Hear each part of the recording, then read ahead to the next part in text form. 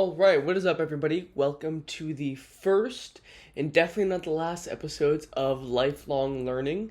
I swear I've changed the name of this podcast like 20 million times, but you know what? We're just going to go with it. Lifelong Learning is what it's going to be right now. We are doing a solo episode today. I am planning on bringing guests every now and then. However, I do want to do these kind of solo-like episodes. Talk straight to you guys. A little bit shorter, less conversation and talking with other people, and more just you and me. Anyways, today what I want to talk about is a certain strategy I've been using, especially on prep, to stay disciplined and stick to the goals that I set out for myself, all right? And this is especially a really important thing that when I was going through, I would still say I'm going through like a self-development journey. But when I was really going through, I think the meat and bones of it, this was something I used a lot, and it really did help me. So, without further ado, I'm going to paint a little picture for you. It's 9 p.m. on a Friday night. You're in your matching pajama set, just finished a spectacular dinner of steak and potatoes, and you're sitting down to watch a movie with your significant other. After a week of daily workouts and early morning walks and intense training and, gratitude journals and all that stuff, you're excited to just sit, to relax, and enjoy the next couple of hours. But then it hits. Your stomach begins to growl. You feel the desire moving up your body, up your esophagus, into your mouth, up to your brain. This ravenous desire to stuff your face with Oreos and chocolate and pints of ice cream and all that crazy bullshit. Your heart cries for that wine bottle that you see out of the corner of your eye. You and your partner look at each other and you both look and say, I think it's time. You dig in, you open up all those pints of ice cream, a pint of Cherry Garcia Ben & Jerry's, the empty bag of kettle-cooked salt and vinegar chips lays at the top of your trash can the next morning. You may go to sleep with your belly full, but your heart is filled with shame and regret. Well, that regret, that shame, that disappointment you feel after either a night of going out and drinking or just stuffing your face with all that kind of food, it's something we've all felt. Even after promising ourselves time after time, we still fail to stay disciplined. We fail to, get those workouts in or stick by our diets or just do the things that we have to do that we said that we would. And, oftentimes when we fail, we'll say, yesterday was a fluke, or diet starts next week, or, I just need one more cheat day and I'll get it out of my system. We'll say these things to ourselves. But in reality, the only person we're upsetting and disappointing is ourselves. That's all we're doing. We're just lying to ourselves. So how do we stop this endless cycle, right? We all know we fail.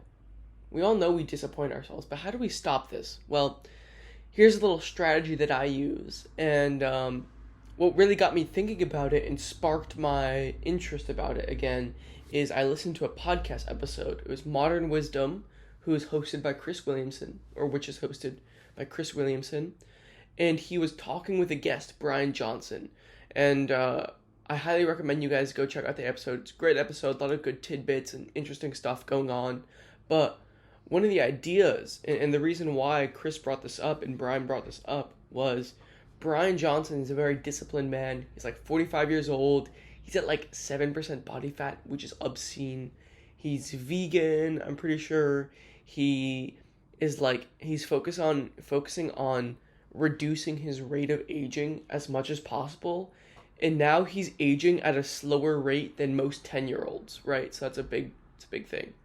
Anyways, though, very interesting episode. Check it out. Besides the point, one of the strategies that Brian uses to stop him from binging food late at night, and something that I used to do is, and I still do this, it is something called othering yourself, right? And it's kind of, how I describe it is, it's almost like creating this alter ego part of you which is like the boss or your future or ideal self, right? I think of the boss as like this highest part of you, right? So if you guys are familiar with Platonic philosophy, Plato has these ideas of the forms, right? Where that in the heavens, there are these things which are the supreme or most virtuous or best versions of the things, right, that you see on earth. So, for example, to Plato, um, and the Platonic forms are really deep. This is just a very brief overview. For example, the best version of a horse exists as the Platonic version of that horse, or the best version of you or me is a form, right? So that's up in the heavens. Those are like the greatest things that we are. That might sound a little confusing. I'll go into it on another episode about, philosophy and stuff like that. But all you need to take from it is that there is a highest, most ideal version of you. And you want to get there. You want to become the ideal version of you, right? The most muscular, the most charismatic, the most happy, probably financially successful, in a relationship of sorts, like, right? You can envision this sort of ideal self of you. And you want to get there. So how do we get there? How do we do it? Well, here's a little strategy I use to keep me disciplined. So I create this alter ego, call him the boss. All right. The boss version of Armaan is a version of me which makes decisions for me so that present Armaan doesn't have to make decisions in the moment. Think of it like this, all right? I want you to imagine you're at a job, right? Maybe you have a corporate 9 to 5 and you're watching this and you're probably familiar with the concept of a boss. You have a boss, and if the boss tells you to do something, you do it. Why? Because they're the boss. They told you to do it. You're getting paid for it, right? You gotta take care of the company. You gotta take care of yourself, your position, your salary, your family, whatever. So I want you to imagine if your boss tells you something, you are going to do it. Now, the same mentality and approach applies here, but instead of the boss being an actual other person, the boss is just you, but it's this highest version of you. It's this most ideal part or self of you. So, and what you're going to do is, once you've set a goal or, some sort of end result, that's your boss, right? That version of you which achieves that goal is your ideal self, is your boss. And you must do what that boss tells you. Whether that's running every single morning, or going to the gym, or eating your food, or staying away from booze, or quitting weed, or reading a book. Like, if your boss tells you to do something, if your ideal self tells you to do something, you better motherfucking do it. Because that's your ideal self talking to you. Anyways, let's go a little further, alright? I want to bring in some of my own ideas and kind of my anecdotal evidence of my personal journey with like this concept of the boss and the ideal self into the picture. I used to struggle a lot with my confidence, right? Now I'm very confident and I try to be charismatic and outgoing. But at one point in my life, like kind of a year and a half, 2 years ago, I used to be really insecure talking to strangers and especially talking to attractive girls, right? What a surprise. So to overcome that lack of confidence in the moment, I kind of adopted this idea of like, oh, Armaan, what would your ideal self do? What would your quote unquote boss self do? So I forced myself to do what the boss said, which is always something in the line of getting me to that more charismatic, more social, more like, confident Armaan. So I'd ask myself, what would my ideal self do, right? And the best version of Armaan, if he was in line at Starbucks and there was a cute girl in front of him, the most charismatic and social and best part of me would go and strike up a conversation with that girl, right? So maybe I'd get her number, maybe not, but I'd be focused not on the outcome, not on the end result, but I'd just be focused on what I'd do. So let's say I was in Starbucks, there's a cute girl in front of me, and I'm like, damn, should I talk to her? I don't know what I should do. in the back of my mind is going, oh, Armaan, you promised yourself you'd become like your ideal self. You promised yourself you'd do what the boss told you. The boss told you you gotta go ask out this girl, or at least strike up a conversation. Forget about asking her out on a date, just strike up a conversation. So I would do so, and I'd be focused on just, getting in a few words, making her laugh, making her feel comfortable or whatever, right? I wouldn't be creepy or odd in some sort of way, like, just talk to someone like they're a regular fucking human being. Crazy idea, I know.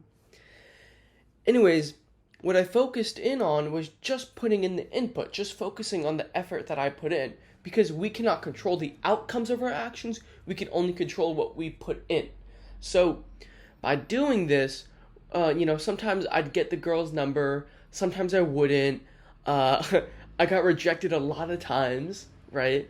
Either it was like, sorry, I have a boyfriend, or straight up, flat out no's, I'm not interested. I've gotten a dozen of those probably. But the thing is, whether I got the girl's number or not, every single time I acted in accordance with my ideal future self, I felt really fucking good. I felt accomplished. I felt succeeded. Regardless if I left a good impression on the person or not, regardless if I got a phone number or not, because as long as I acted in accordance with my ideal self, as long as I acted in accordance with what the boss told me to do, I was getting closer to my goals. That was fucking spectacular. And the thing is, you might be asking, okay, Armaan, well, how do I know what to do? How do I know what the boss or my ideal version of myself would do? I think that's a pretty easy question to answer, honestly, because think about the last time you made a mistake or regretted something, right? After that mistake or regret, you've probably gone through that into your head or been in the shower and thought about it, being like, damn, I wish I did this instead, or I wish I acted in this manner. So you know what to do. You just gotta think about it a little bit, right? I know that sounds kind of weird or cynical or maybe a little mean, but like, you know what you have to do. Everyone knows what it takes to lose weight. You gotta go move outside a little bit. You gotta go eat healthy. But people don't always stick to that. So I think oftentimes we know what's best for us. We just don't do it because it's difficult. We don't stay disciplined or motivated. But by having this idea of what would my ideal self do, or I just gotta do what the boss tells me, I know I'm being repetitive here, but it seriously makes life so much easier. Because now you're no longer making decisions in the moment, the decision's already made for you. And it's by your ideal self. It's by you, right? It's by who you want to become. Overall, to conclude, this idea of this alter ego which makes decisions for you so you don't have to, it's super helpful. I don't have to worry about the situational features of being at a certain party with certain people, or being in line at Starbucks with a certain, girl in front of me, or listening to a certain song, or wearing a certain outfit. Like, I don't have to worry about those situational features, because I told myself all I have to do is just put in that input. All I have to do is just take this one action. Go up to someone new, or strike up a conversation, or go do my cardio. By just having that next step that your ideal self would do, you don't have to make decisions. They're already made for you. So, if you just choose to stick to a certain goal, whether it be losing weight, or being more charismatic, or asking out more guys or girls, if you've really chosen that goal, and you stick by it because the boss said so, it really helps deliver, and it helps you get closer to who you want to be. Once you make a decision, focus on supporting it, not second guessing it. And creating this alter ego of the boss, or envisioning what your future self would do, makes it so much easier to stay disciplined and motivated and actually achieve the goals that you set out to achieve. Seriously. I know I've probably said the word the boss or ideal self or envision like 30 fucking times throughout this entire episode. But it's true. I'm saying it so much and I'm repeating it so much because if you want to achieve something in this life, you have to envision it. You have to stick by it. You have to stay disciplined and motivated by it. You know, I think we have this idea of like overnight successes, but the reality is like most overnight successes don't happen overnight. They really don't. It requires lots of time and effort and input, and you get there eventually, but it requires that discipline and consistency. So just stick by it. Thank you guys so much for listening to this first episode of Lifelong Learning. I know this is a little rocky. Maybe there's some parts which are good, some parts which are bad, but as long as I'm putting it out there and putting out some ideas that help you stay disciplined and motivated and consistent, and maybe you get a different perspective, that's all that matters to me. So thank you guys so much for listening. Thank you guys so much for watching. I really appreciate you. Check out my blog and my links all down below. You'll be seeing a lot more episodes in the future, so click that notification bell. And once again, thank you so much for listening to this first episode of Lifelong Learning, which is all about consistency, staying disciplined, and achieving the goals that we set out to. I appreciate you. Take care and stay curious. Thank you guys.